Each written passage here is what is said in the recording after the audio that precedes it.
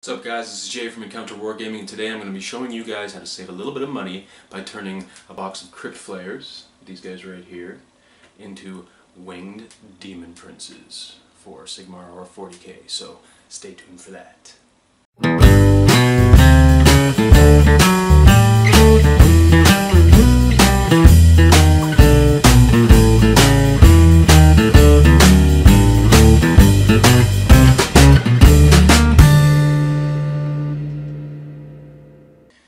Alright guys, so we've got our sprues here, and you'll notice that the first thing we come across is actually that the Crypt Flayers come with a 50mm base.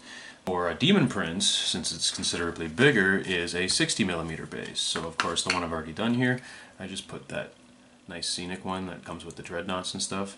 I also got myself an extra one of those and just a flat 60mm, just to add some variety to it, plus this is what I could get my hands on. So we're going to start getting into building these guys.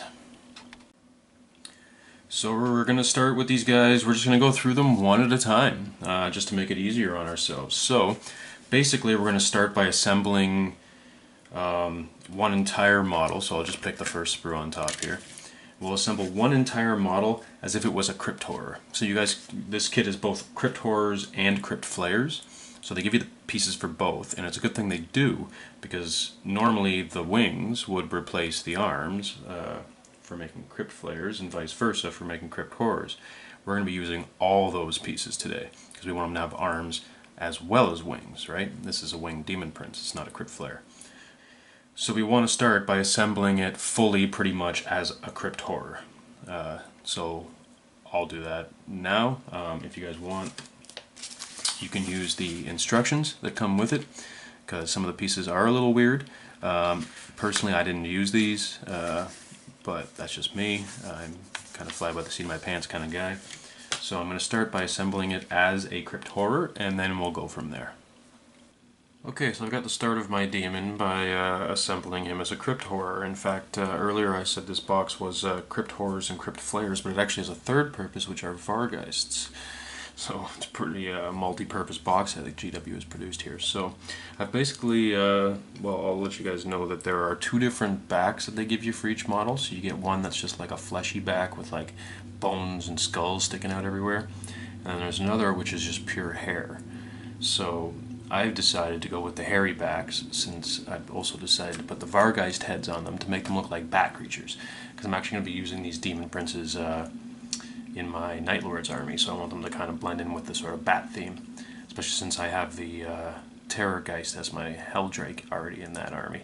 I think these guys will help it blend in properly.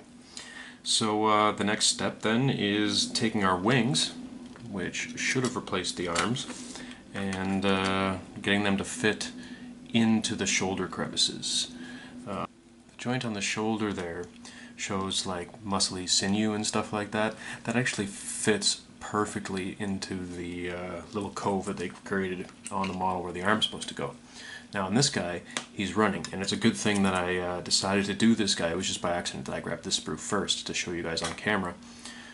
But it's a good thing I did, because when I cut it out, I realized that both the wings are in fact facing the same direction. And I was like, what? How can you have two right wings? It doesn't make any sense. And then looking at the box set, realized that it was because this guy's in a running pose.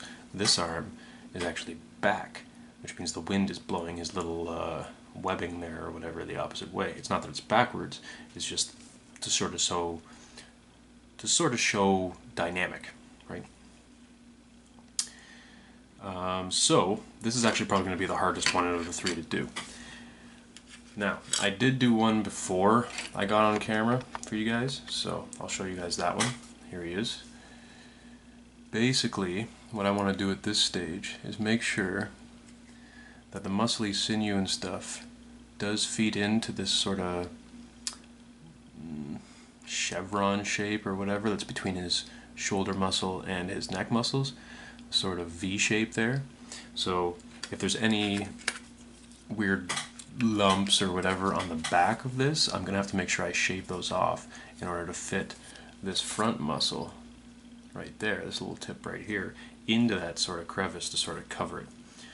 Because I am going to do some green stuff work on these afterwards, but I want to do as little as possible. So let's get this guy out of here. And we're just going to start by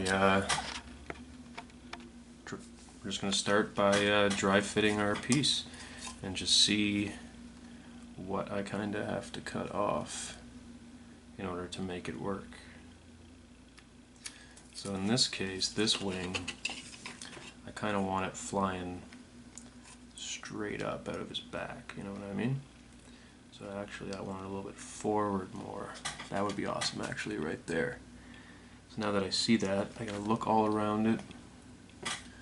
Okay, so you see here what should be the top of his shoulder is now interfering with the top of the shoulder muscle here. So I'm just going to take my clippers and I'm just going to shave off a little tiny bit. Now I like to use the clippers, especially when you're going through thick pieces like this, because you can use a knife, but it's very, very dangerous. And trust me, I've cut my fingers so many times doing stuff like this. The Heldrake I just mentioned, I actually had to get 3 stitches trying to reposition the thing so it didn't look like it was crouching. It looked like it was flying instead. But anyway, so I like to use clippers because they can get through the meat of it.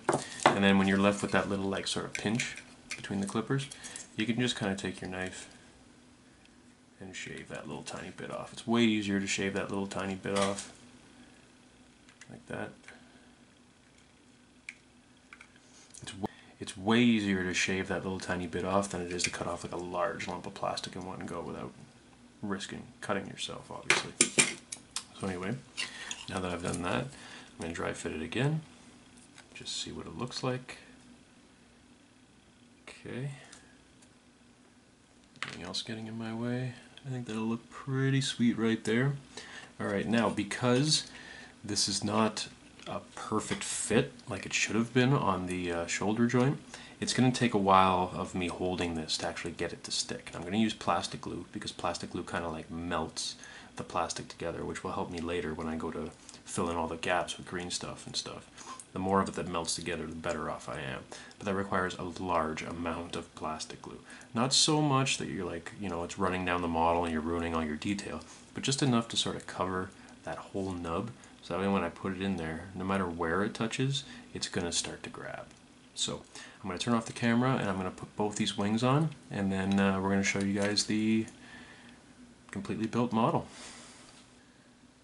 So there they are, guys, fully assembled and ready for some green stuff. So for those of you who have never used green stuff before, it's actually very simple. What we're going to do is I'm going to show you guys basically just a quick little how to use the stuff, and then we're going to basically look around these models and see if we can find any gaps, especially, like I said, when gluing these on, we wanted to make sure the front part of the shoulder is as good looking as possible, because it's easier to, especially if you're not good at it or don't have much experience with it, it's easier to sculpt in a hole on the back and on the bottom than it is on the front or on the top, because those are more visible when looking at the model, especially on a tabletop where your opponent's looking at a downward angle at it, right? So anyway, let's get out some green stuff. Now, when working with green stuff, it's good to have a cup of water nearby. Always keep water nearby, and you guys will see what I mean by that in a second, or why I say that in a second. So basically, I'm going to take my green stuff. I won't need much for this, because I'm just filling in little gaps, so I'm just going to take my knife and cut a nice chunk off. Make sure I have relatively straight lines, so that way at least I know the pieces I'm getting are even, or the right amount.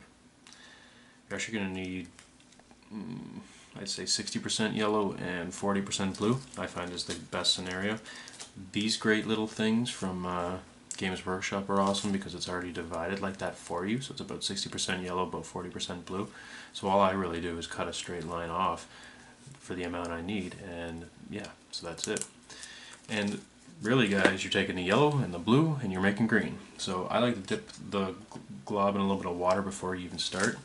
Get your hands all nice and wet, and then just start squishing it together.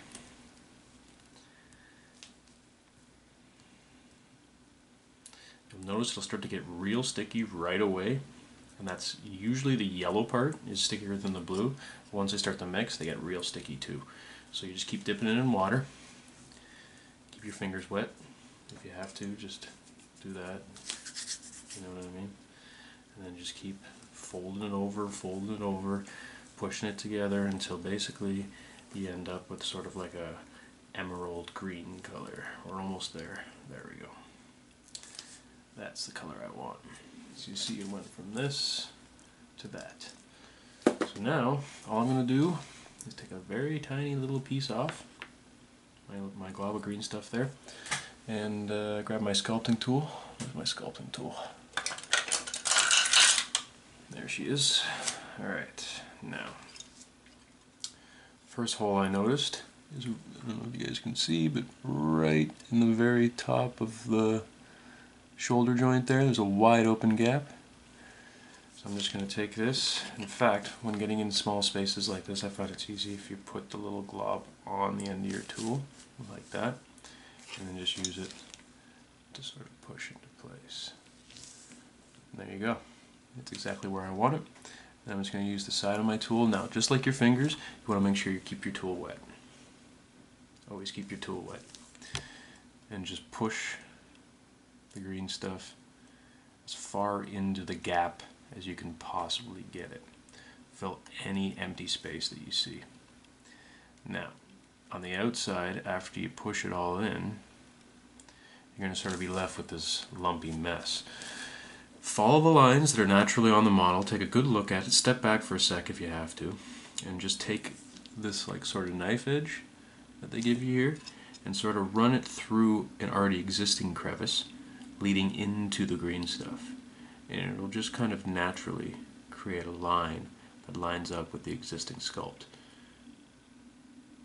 If you have to, you can just kind of push it around a little tiny bit. You'll see if I can get a tighter angle for you guys. That's probably a lot better, eh? Smooth it out like that. Smoothing it towards the plastic. So I'm going to smooth it into the arm, basically, to sort of create a seamless appearance of muscly sinew there. Then you can just use the side of the blade to kind of smooth it. Should be a little ditch there, so just poke it with the end of the knife blade sort of edge. And that's that, guys. It is literally that simple. The next gap I noticed was underneath. I don't know if you guys can really see there. Let's see if I can get it. There it is. Sort of underneath the wing there. There's quite a bit of space between the arm and the wing shoulder, the shoulder and the wing shoulder. Does that make sense? And then same thing. I'm going to put it on the end of my tool just to make it easier to put into the gap, since I am getting between two pieces. So, and then just right in there. I'm going to get my tool wet again, so that way it sticks. The green stuff's more likely to stick to the dry piece rather than the wet tool. Logic. And just push it into the hole until it doesn't go any further and it starts squeezing everywhere. Then I know I've filled the gap. And then just take the side of the tool and the edge of the tool, and I'm smoothing it into the arm to create the sinuous appearance of muscle, and following the gaps between muscles that the original sculptor has already created, sort of blending it into the body the same way I'm blending it into the arm. Sorry, I just realized I was blocking my light. You guys can see that better now, I hope. Now I'm just kind of using the knife edge to sort of smooth it into the torso. Same thing, I'm going to use it the other way to smooth it into the arm. That's pretty good. Really on that guy, it was just the two that were really bad. And in fact, I think on all the other ones it's only going to be sort of the armpit that's going to give me trouble. So that's that. It's literally that easy, guys. I'm going to go and do my other two Daemon Princes, and then I'll show them to you guys when they are completed. Alright, so there they are, guys. Fully painted and ready for the tabletop. So, of course, I decided to do this box of 3 as Daemon Princes because I wanted to do the Infernal Tetrad, which actually requires 4, but I figured, you know, since they're bat-like, they could be added to my Night Lord's army, and I do have one of the old metal Daemon Princes, which I think I'm going to field as the Khorne Daemon Prince in this Tetrad. Of course, each one has to be dedicated to a different god, so of course, since they all look the same pretty much, and I've tried to paint them all uniformly, I've decided to paint their wings their respective god colors. So obviously you can tell which one's which, green one being Nurgle, purple one being Slaanesh, and blue one being Tzeentch. And yeah, so there they are, guys. Fun little models to paint. I'm not entirely happy with the way the wings turned out, but they look okay, I guess. I think I went up too quickly in layers, in shades, without mixing in between. The green one turned out beautiful, but the purple and blue I'm not entirely happy with. Maybe I'll repaint them later, maybe I won't. Probably not. But there they are, the 3 Daemon Princes, looking mighty spiffy, if I may say so. And hopefully I'll be getting these into some future bat reps. But other than that, I hope you guys enjoyed this tutorial. It was super easy, and I'm hoping it will inspire you guys to do kind of the same thing. So if you want an Infernal Tetrad for your 40k force, I suggest picking up a box of Vargheists instead of 3 separate Daemon Princes. Because here in Canada, I believe this box was $65, I want to say, somewhere around there, and a Daemon Prince by itself, just one model, is like $50 bucks or $55 or something. So it's definitely some major savings, and it gets you 3 of your 4. So there you go.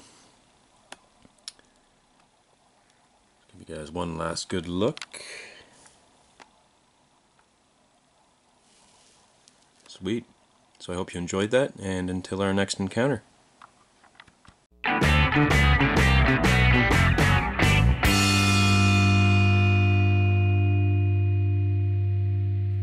Like a monkey in a rocket on his way back home. Okay. Scratching his head upon